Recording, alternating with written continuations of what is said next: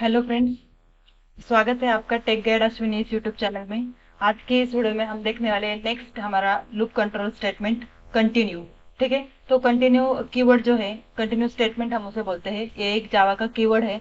तो continue keyword हम इसलिए यूज करते हैं ताकि अगर किसी कंडीशन के सेटिस्फाई होने पर अगर हमें किसी लूप का पर्टिकुलर इटरेशन स्किप करना है या ब्रेक करना है तब हम कंटिन्यू स्टेटमेंट यूज करते हैं। ठीक है, कंटिन्यू स्टेटमेंट जो है वो ओनली वन इटरेशन जो है पर्टिकुलर लूप का उसको ब्रेक करता है। कंटिन्यू की हेल्प से भी ब्रेक ही होता है, बट एक इटरेशन लूप का ब्रेक होता है। तो ये मैं आपको प्रैक्टिकली दिखाने वाली हूँ। ठीक है, यहाँ पे मैं एक क्लास अभी क्रिएट करती हूँ। कंटिन्यू स्टेटमेंट का हमारा एग्जाम्पल है, तो मैं क्लास को भी नेम देती हूँ कंटिन्यू एग्जाम्पल। ठीक है, कंटिन्यू एग्जाम्पल। ठीक है, मेन मेथड मैं यही से सिलेक्ट कर लेती हूँ। ठीक है, अब देखिए जो प्रोग्राम हमने ब्रेक के लिए किया था वो सेम मैं यहाँ करती हूँ। मैंने क्या किया था, एक वेरिएबल यहीं पे डिक्लेयर एंड इनिशियलाइज किया था, इंट आई इक्वल टू 1। ठीक है, आई लेस देन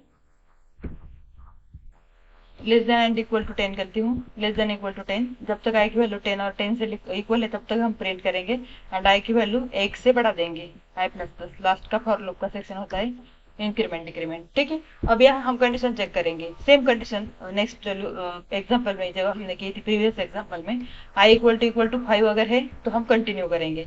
ठीक है, इफ आई इक्वल टू 5। अब मैं यहाँ करली ब्रेस लगाती हूँ, पिछले एग्जांपल में हमने नहीं लगाई थी तो मैं यहाँ लगा कर दिखाती हूँ आपको। ठीक है, सॉरी, कंटिन्यू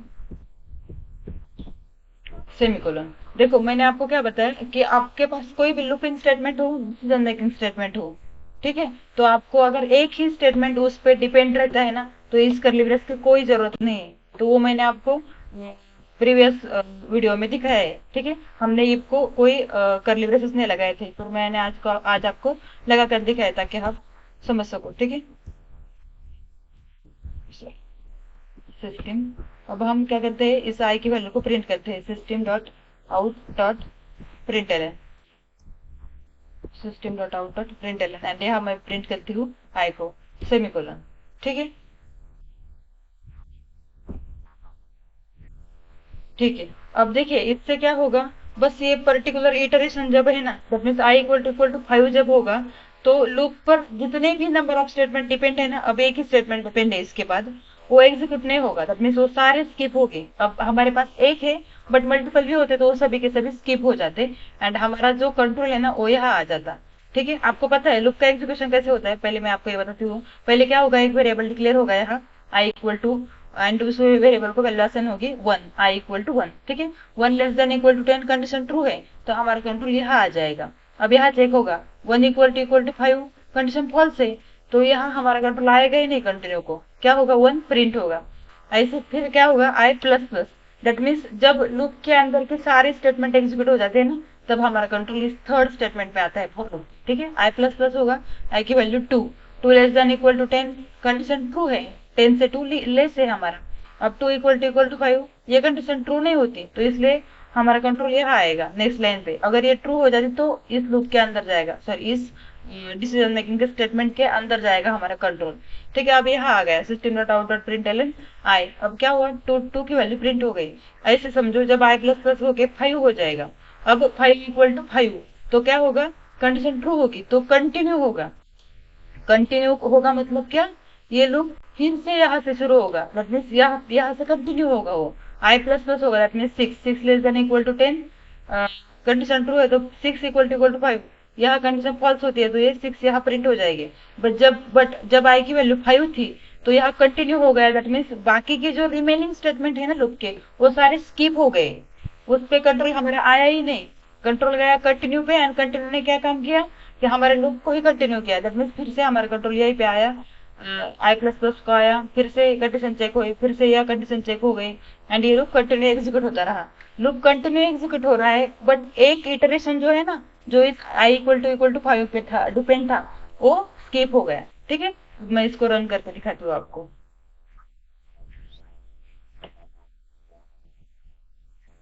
यहाँ देखिए आउटपुट क्या आ गया, 1 2 3 4 6 7 8 9 10, बस मीन्स 5 प्रिंट नहीं हुए। बस 5 क्यों प्रिंट नहीं हुए, क्योंकि जब ये कंडीशन ट्रू हो गई ना हमारी तब हमने कंटिन्यू किया, दैट मीन्स फिर से लूप कंट्रोल को यहाँ भेजा हमने, लूप को कंटिन्यू किया।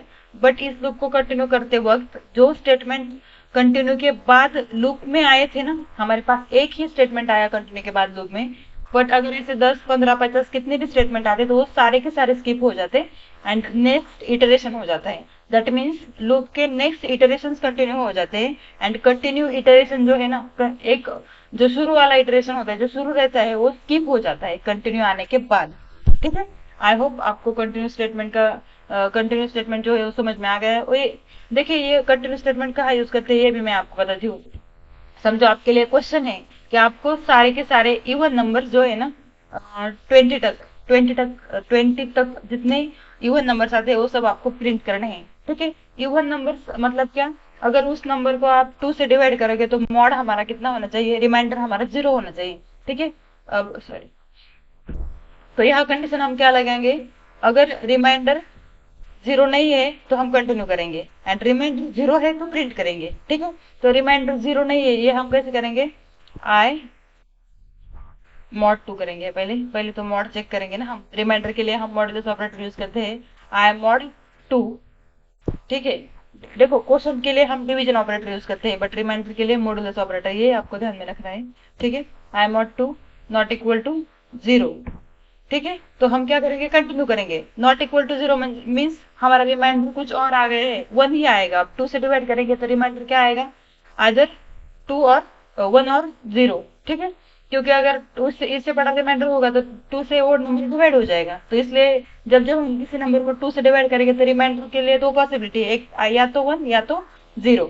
ठीक है, अगर आई मॉड 2 दैट मीन्स हमने आई को डिवाइड किया और रिमाइंडर हमारा 0 नहीं है तो हम उस लूप को कंटिन्यू चलाएंगे, और अगर रिमाइंडर 0 आ गया तो उस नंबर को हम प्रिंट करेंगे। तो इससे हमें क्या हो जाएंगे, सारे इवन नंबर मिल जाएंगे। ठीक है, तो यहाँ देखिए मैं इस प्रोग्राम को सेव करती हूँ एंड रन करके आपको दिखाती हूँ। देखो 2 का टेबल प्रिंट हो गया है, 2, 4, 6, 8, 10 अप टू 20। एक कैसे हो गया, देखो यहाँ आई इक्वल टू 1। अब देखो 1 मॉड 2 इक्वल टू 0 हो सकता है क्या, नहीं। अगर हमने 1 को 2 से डिवाइड किया तो रिमाइंडर हमारा 1 आने वाला है एंड क्वेश्चन 0 होने वाला है। दैट मीन्स यहाँ हमारा लोग कंटिन्यू हुआ एंड आई की वैल्यू हो गई 2। ठीक है, आई प्लस प्लस हुआ तो आई की वैल्यू हो गई 2। अब देखो 2 less than equal to 20 condition true है। अब 2 मॉड 2 तो 0 आ गया, यहाँ तो नॉट इक्वल टू बताया, दैट मीन्स ये कंडीशन अब ट्रू नहीं होती। ये कंडीशन ट्रू नहीं होती तो कंट्रोल हमारा कंटिन्यू नहीं करेगा, तो कंट्रोल यहाँ आ जाएगा एंड यहाँ प्रिंट हो गई वैल्यू 2। अब फॉर लूप के सारे स्टेटमेंट एंड हो गए तो यहाँ हमारा आई प्लस प्लस हो जाएगा। फॉर लूप तब टर्मिनेट होगा जब हमारी कंडीशन फॉल्स होगी। फॉर लूप तभी टर्मिनेट होगा जब कंडीशन फॉल्स होगी, कंटिन्यू आने के बाद या ना आने के बाद ये कभी टर्मिनेट नहीं होगा। या तो ये टर्मिनेट हो सकता है अगर कहा ब्रेक स्टेटमेंट आ गया तो। ठीक है, तो देखो कंटिन्यू हो गए, आई प्लस प्लस आई की वैल्यू 3 हो गई, 3 लेस देन इक्वल टू 20। अब देखो 3 मॉड 2 रिमाइंडर 0 हो सकता है क्या, नहीं 1 होगा तो यहाँ कंटिन्यू हो गया। आई प्लस प्लस आई की वैल्यू हो गई 4, 4 लेस देन इक्वल टू 20। ये कंडीशन सेटिस्फाई नहीं करती तो 4 प्रिंट हो जाएगा। ठीक है, तो इस केस में हम कंटिन्यू स्टेटमेंट यूज करते हैं। ठीक, अगर हमें कुछ किसी कंडीशन के ऊपर डब्ल्यूएसपीसी फिल्टर लगाना है ना हमें प्रोग्राम में, तो उस केस में हम कंटिन्यू स्टेटमेंट यूज करते हैं। इसका प्रैक्टिकल एग्जांपल भी मैंने आपको यहाँ दिखाया। आई होप आपको समझ में आ गया होगा कंटिन्यू स्टेटमेंट। अगर आपको मेरी ये वीडियो अच्छी लगी है तो प्लीज वीडियो को एक लाइक करना, चैनल को सब्सक्राइब करना एंड बने रहना मेरे इस चैनल के साथ।